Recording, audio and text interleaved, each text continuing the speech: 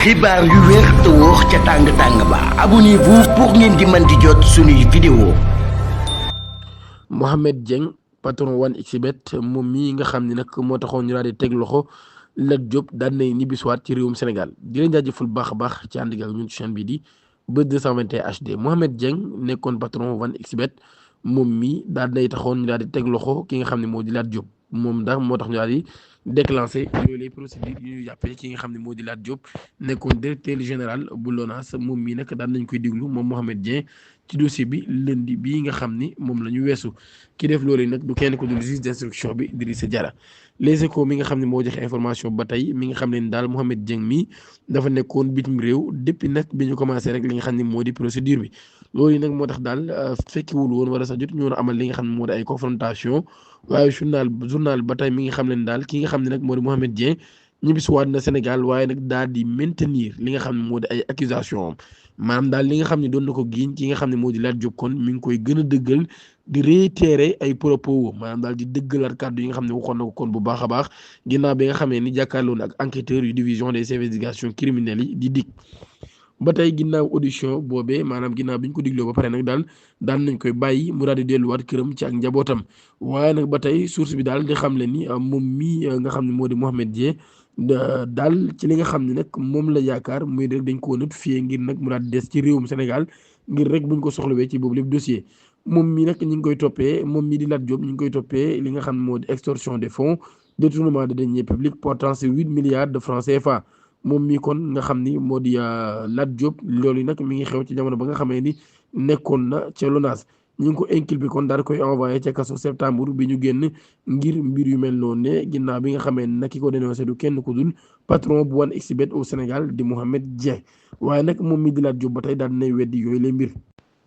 ba tey ci mbirum Lat Diop boobee ci la ñuy des moom mi nga xam ni placé woon nañ ko sous mandat de dépôt nañ ko waxee woon sànq depuis le 26 septembre bi ñu génn. Lat Diop ñu koy toppee détournement des fonds et blanchiment des capitaux moom mii nag daal nee nañ war na xaarandiwaat kon ca prison bu Rebeuss boobee ginnaaw l'observateur bi nga xam ne moom moo joxe boobu lépp information ndax demande bi nga xam ne daal mujj na koo def dinañ ko xool le 25 mars bi ñu dëgmal muy ab demande de liberté provisoire. ba tey moom mii daal mu nekk ab audience boo xam ne waroon na am samedi 18 mars waaye nag dañ koo rek daal di renvoyé ginnaaw ak fàttali nag daal moom mi njëkkoon naa am ñaari initiative yu mel noonu muy ñaari demande yoo xam ne defoon na ko ngir am liberté provisoire waaye ñaari demande yooyu yëpp daal ki nga xam ne nekkoon na ministre des sports waaye nekkoon directeur bu LONASE ñaari demande yëpp daal ginnaaw bi nga xam ne def na ko rek dañ ko gàntal kon daal Lat Diop moom mi war naa xaaraat kon ginnaaw bi nga xamee nag defaat na beneen demande de liberté provisoire ci boobu lépp dossier daal moom mi nag mi ngi fàttali rek wala sax di xamle ci ab dossier médical boo xam ne daal dugal na ko di wane ni wér-gi-yaramam daal mayu ko rek muy nekk nag li nga xam ne moo di kaso.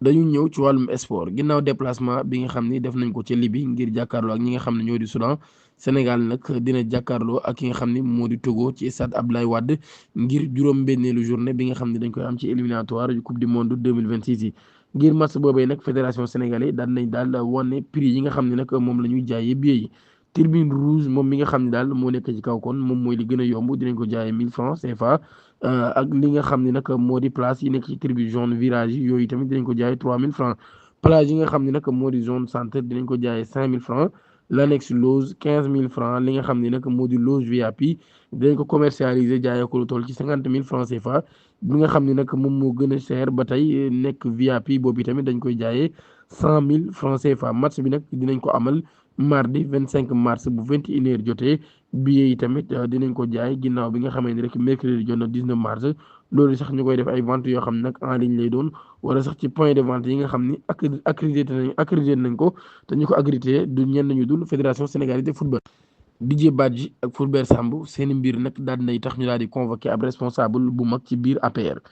audition yi mi ngi wëy ji mbirum Didier Badji ak ki nga xam ni moo di Fulbert Sambou. Les Échos mi nga xam ni moom moo joxe nouvelle bi ginnaaw bi nga xamee daan nañ convoqué Ibrahima Sall di ab chroniqueur ci Seneweb ki nga xam ne nag mooy président de l'association pour le soutien et la réinstallation sociale des détenus ASRD moom mi nag daal daan nañ koy diglu démb ci altine gi ginnaaw ba nag daal daan nañu woo keneen ci section recherche du kenn ku dul nag Ahmed Suzanne Camara nekk ab responsable ci parti bii di APR nekkoon parti bi nga xam ne nag ñoo nekkoon au pouvoir ci ak fàttali ki nga xam ne moo di Sergent Fulbert Sambou ak l'adjudant Didier Badji wala sax l'adjudant chef Didier Badji ñoom ñi nag daal dañoo rek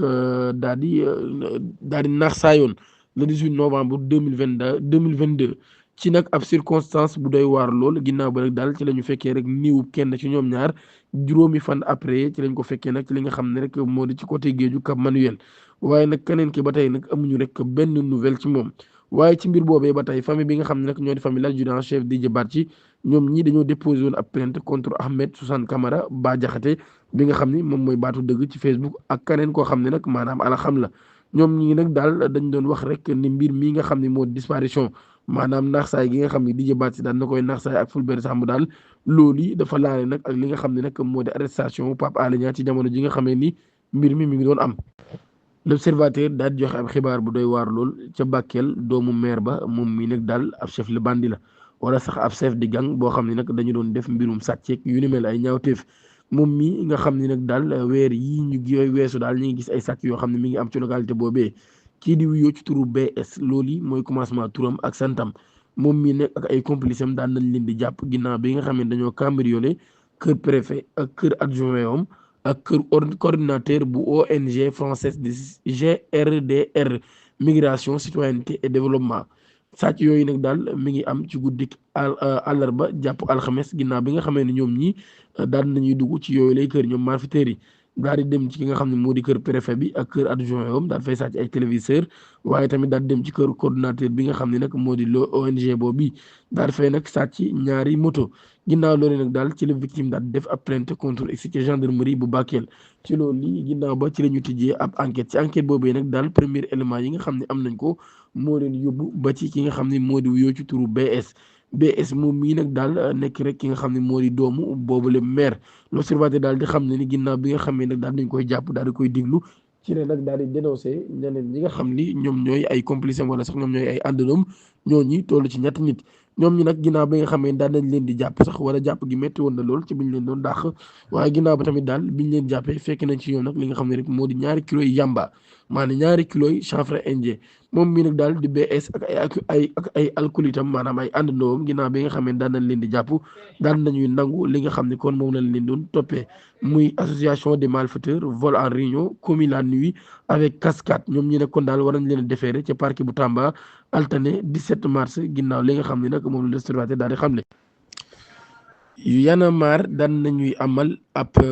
conférence de presse tey jii caat daal ci yëkkati ay kaddu moom mii nag mi ngi wani méttitam wala ñàkk ànd ak gouvernement sénégalais bi nee na daal loi d'amnistie nag bi nga xam ne rek dañ ko bëgg a interpréter au lieu ñu koy abrogé moom mii daal mi ngi wane nag ak ñàkk d'accord am ci boobule mbir moom caat daal nee na nag mi ngi sàkku li nga xam ne nag moo di abrogation totale ci boobule loi ndax daal nee na nag ñoom d'accorduñ ci woon benn yoon te jamono bi nga xam ne nag ñu ngi indi loi bi daal ab majorité mécanique ñoo fi nekkoon ci assemblée nationale bi te loolu yi sénégalais yu bari d'accorduñ ci woon waaye sénégalais yi nag ba tey dañuy maintenir seen position bi nga xam ne amoon nañ ko ci boobule mbir moo tax daal moom mi kon nee na nag mi ngi sàkku ñu daal di abroger li nga xam ne moo di loi d'amnistie bi waaye nag daal di def li nga xam ni moo di abrogation totale ci boobule mbir loolu kon tax ñoom ñi wane kon seenu ñàkk d'accord ci boobule mbir waaye tamit daal di wax ni ñoom ñi na gaa yi bàyyi layam bi ñi ngi xamle ba tey ni daal abrogation partielle boobu ñu bëgg a def loolu yi du jub du jubal te du jubbanti kon ba tax na nee na tamit bi ñuy def campagne Ousmane Sonko daal dafa yëkkati woon ay kàddu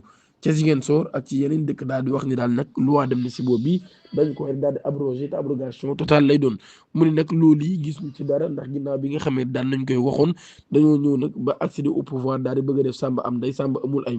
sàmba am ndey ak sàmba amul ndey muy dàq doom dóor doom loolu nag daal nee na moom mi ngi koy métti lu bu baax a baax te it nee na combat bi dinañ ci xeex lépp lu ñu mën daal ba am ci ndam ci boobu lépp combat di leen jaajëfal bu baax a baax ci ànd ak ñun ci chaîne bi di Buzz 221 HD di sàkku ngeen abonné suñu chaîne YouTube activé cloche notification bi pour bañ a rater suñu yeneen vidéo jërë ngeen jëf